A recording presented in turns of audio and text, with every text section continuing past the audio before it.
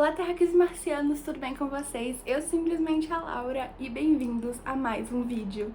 No vídeo de hoje, depois de séculos e séculos, eu trouxe pra vocês uma resenha. Então, antes da gente começar a falar sobre o sentido de um fim do Julian Barnes, eu te convido a se aconchegar, se inscrever aqui no canal, deixar o seu like e me seguir lá no Instagram, @simpleslaura. Lá sempre rolam uns unboxings, alguns stories super aleatórios, mas divertidos, que não rolam aqui. Outra, tá muito calor hoje, então se vocês escutarem alguma coisa, é por causa do ventilador, tá? Um barulhinho. Tomara que não escutem. O Sentido de um Fim, do Julian Barnes, vai contar a história de Tony Webster. Ou melhor, o Tony Webster vai contar a própria história por meio de memórias.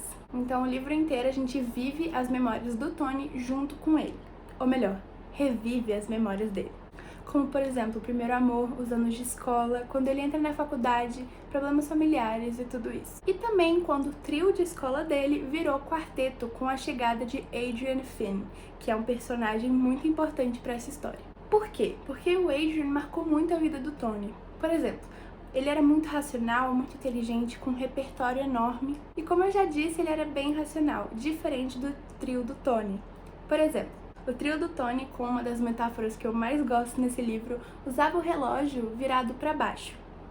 Então a parte que realmente mostra as horas ficava virada para o pulso.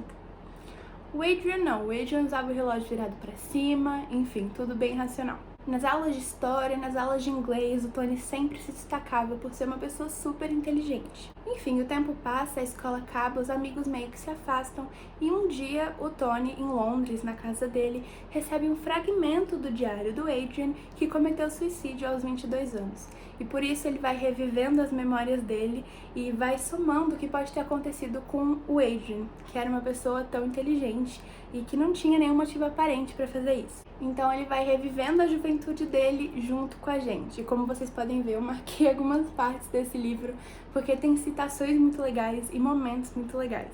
Quem já viu outras resenhas aqui no canal sabe que eu não gosto muito de livros que passam muito tempo narrando um lugar e detalhando com muita profundidade um lugar. Nesse livro isso não acontece, mas o que acontece é uma descrição muito detalhada das emoções.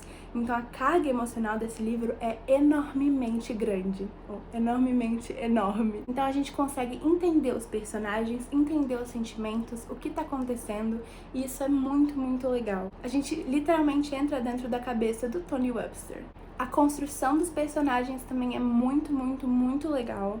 Até os personagens que não têm muita importância a gente consegue entender. Então, igual eu disse, a carga emocional desse livro é belíssima. Algumas citações marcam muito, como por exemplo quando ele fala: eu não sei se isso realmente aconteceu, mas é assim que eu lembro, porque como eu disse, ele está vivendo as memórias dele. Então a gente não tem uma versão muito exata dos fatos, justamente por ele não lembrar. E no começo, até bem na primeira página, ele faz uma lista de coisas que ele de fato lembra. O final do livro ele é bem vago, então a gente não tem um final que fecha tudo que o livro trouxe. Muita gente não gostou disso, muita gente realmente gostou. São opiniões bem divididas, né, pra esse final não exato como Náufrago, do Tom Hanks, que também não tem um final que fecha tudo direitinho.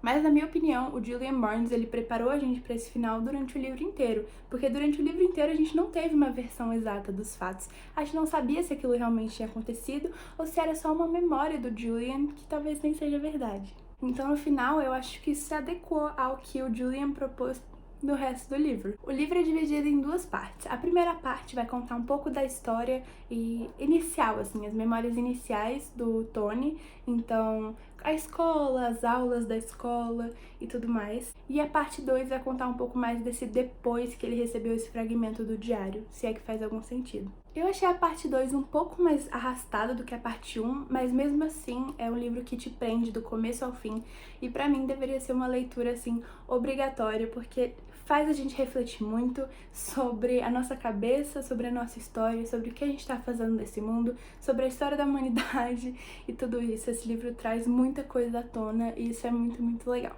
Eu super recomendo O Sentido de um Fim, do Julian Barnes. É um livro belíssimo, de fato. Bom, gente, essa foi uma resenha um pouco curtinha, mas é o que eu tenho pra falar sobre esse livro. Ele é super interessante. Se você já leu e quer uma resenha um pouco mais detalhada, no canal da Tag tem um vídeo de uns quase 20 minutos com spoilers e tudo mais.